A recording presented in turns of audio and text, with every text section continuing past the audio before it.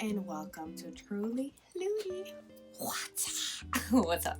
So today we're gonna talk about something that I read on a online blog. It's called the Financial Werewolves, and I am gonna quote them. It's just I found the article so interesting, and I was like, okay, I'm just gonna quote them and see and share it with you guys. And I'm gonna put the link for the article down there for you to check out too. So it's like the article is called 10 Financial Statistics You Should Know. And I found this really important. So I'm gonna say the statistic and I'm gonna talk about it a little. One thing they did mention in the beginning of the article is how being financial literate is important. I truly believe in financial literacy, and it's an everyday process. You learn something new every day, and understanding where your money go, understanding how to use your money, understanding how to get money, understanding, you know, money is not only exchanged with time. There's different things that you can do to acquire money as well too.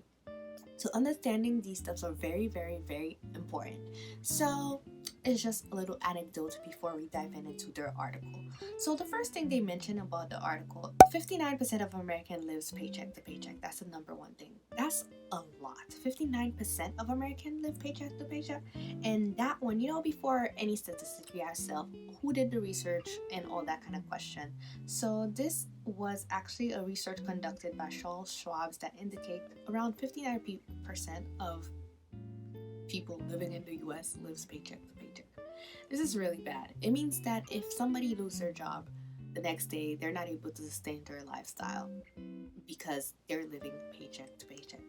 And one question you might ask yourself, why do people live paycheck to paycheck? Is it because they don't understand money? Is it because they what is it? Why is it the case that we're living paycheck to paycheck? Are we living above our mean? Because that's one big reason. It's like sometimes you have to cut back on certain things for you to have the not have the life you want, but for you to start where you should be starting, and for you to continue to live a life where you're not in debt and drowning in them. The second statistic was about 60% of people in the US will have a hard time paying $1,000 emergency expense.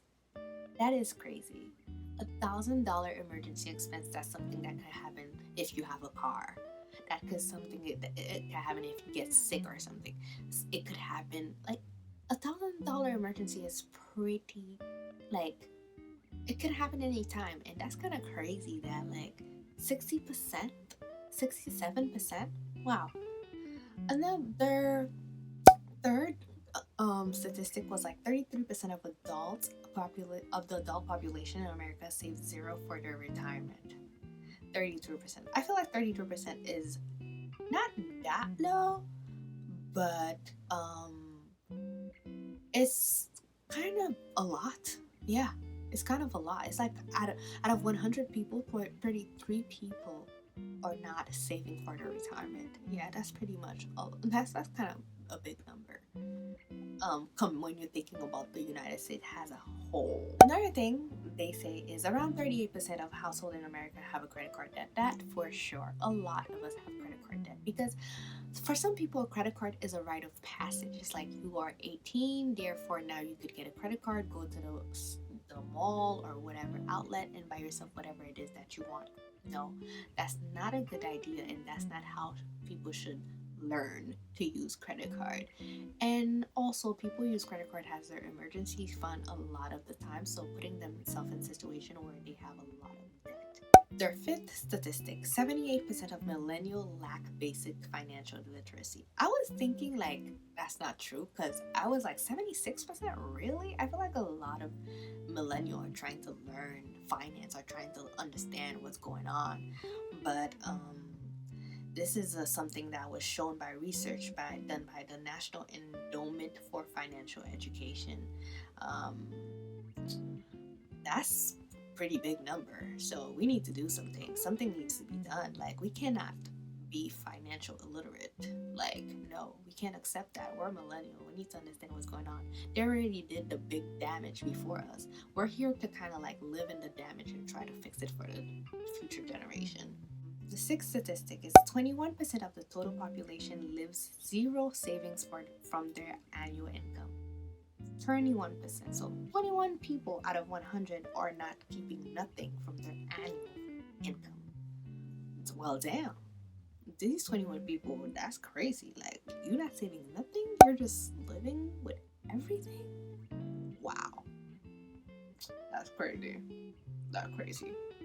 You cannot afford to live like that because that is crazy. So, these are very sad statistics. Their seven statistics is average annual income in the U.S. is $47,060. I think it's pretty low. That is pretty low. And the household income, the median is 63,000 in the beginning of 2019. Wow. Damn. Damn. So, number 8. All student loan borrower, only 50% are making payments. Damn. What all y'all others are doing? You're not making these payments? You need to talk to us. Those people with student loan, you need to talk to them because they need to know what you're doing for not paying your bill. Like, there's a there's a 43% amount of people out there that are not paying their student loan. Well, damn. Ninth statistic: 77% of all America's home buyer finance their purchase through mortgage. I believe that because that's kind of like the norm for a lot of people. They get their home through mortgage. Like, that's what I know. You put a down payment of 20%, a 5 to 20% down payment, and then you go to a bank, you get approved for a loan for your house, and then that's how you get it. So I do believe it. This I kind of like could definitely see that. And the last one is the average American 401k's balance is $106,000. I feel like that's pretty bad. You know why I feel like that's pretty bad? Because you can't live, like, if you retire at, like, let's say 62, let's say you have like 11 years to live. You definitely can't live 10 to 20 years on $106,000.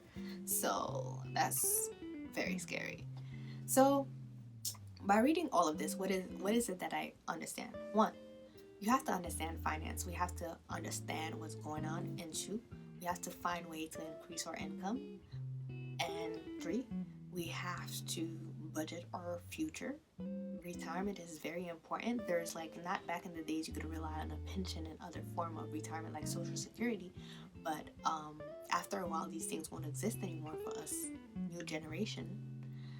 We have to find different way for us to supply our retirement, basically. Another thing is like, we need to be smarter with the way we spend. We need to be smarter with the way we budget, and we need to be smarter with the way we understand finance, because it's very important. So these statistics are very scary.